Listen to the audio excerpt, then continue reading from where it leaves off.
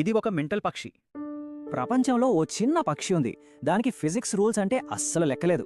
పేరుకి king fissure ఏమో గాని మనం మాత్రం దాన్ని ఓ బయాలజికల్ మిస్సైల్ అని పిలుద్దాం. ఇంత చిన్న ప్రాణి తనని తాను ఒక పర్ఫెక్ట్ బయాలజికల్ వెపన్గా ఎలా మార్చుకోగలుగుతుంది? అదే కదా ఆశ్చర్యం. గాల్లో ఎగిరే పక్షి నీళ్లలోకి మిస్సైల్లాగా ఎలా దూకగలదు? అంత స్పీడ్కి అది ముక్కలు ముక్కలైపోవాలి గదా. మరి ఎలా బతుకుతోంది?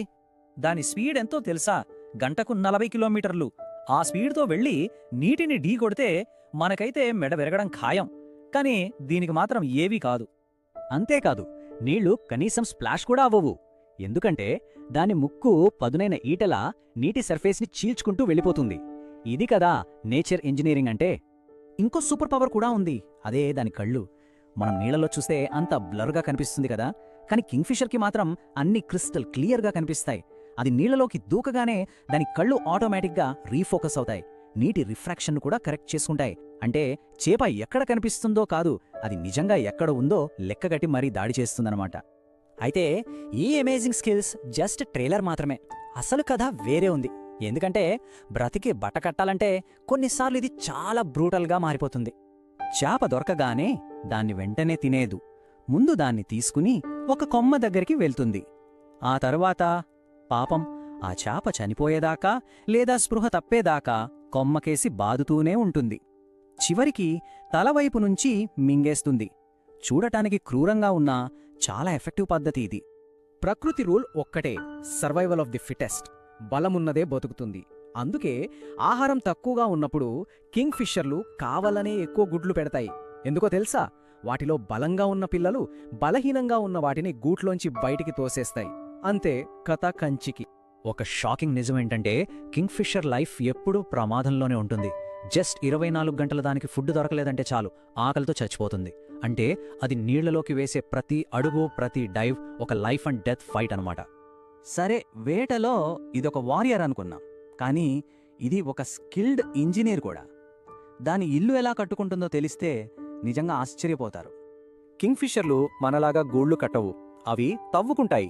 అవును, తమ ముక్కు కాళ్లతోనే నది ఒడ్డున పెద్ద పెద్ద టన్నెల్స్ తవ్వుతాయి. కొన్నిసార్లు అవి మీటర్ కన్నా పొడవుగా ఉంటాయి.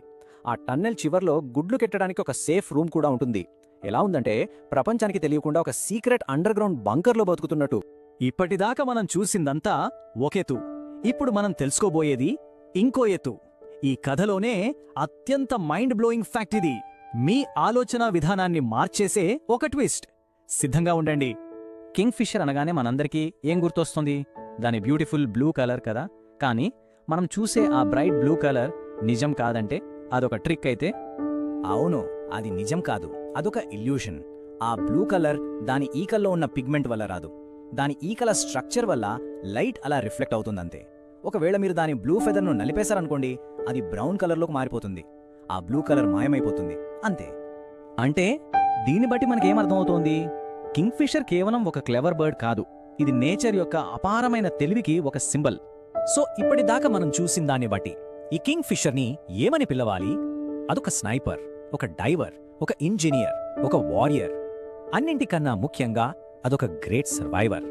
చాలా కల్చర్స్లో ఒక నమ్మకం ఉంది, ఈ కింగ్ఫిషర్లు వాతావరణాన్ని ముందుగానే పసిగడతాయని. అవి గనక నీటికి దగ్గరగా గూడు కడితే మంచి వర్షాలు పడతాయట. అదే దూరంగా కడితే వరదలో కరువో వస్తుందని అంటారు. అంటే ఇది ప్రకృతిని మనకంటే చాలా బెటర్గా అర్థం చేసుకుంది. సో మనం గుర్తుంచుకోవాల్సిన విషయం ఒక్కటే, నేచర్ అంటే కేవలం సాఫ్ట్ కాదు. నేచర్ చాలా బ్రిలియంట్. అది అందంగా కనిపించొచ్చు, కానీ దాని వెనక అపారమైన తెలివి, కొన్నిసార్లు కఠినత్వం కూడా ఉంటాయి. ఈ కథ మీకు నచ్చితే తప్పకుండా లైక్ చేయండి, షేర్ చేయండి, కామెంట్ చేయండి మరియు సబ్స్క్రైబ్ చేసుకోండి. మన స్టోరీస్ ల్యాబ్లో ఇలాంటి మరెన్నో అద్భుతమైన కథలు మీకోసం ఎదురుచూస్తున్నాయి.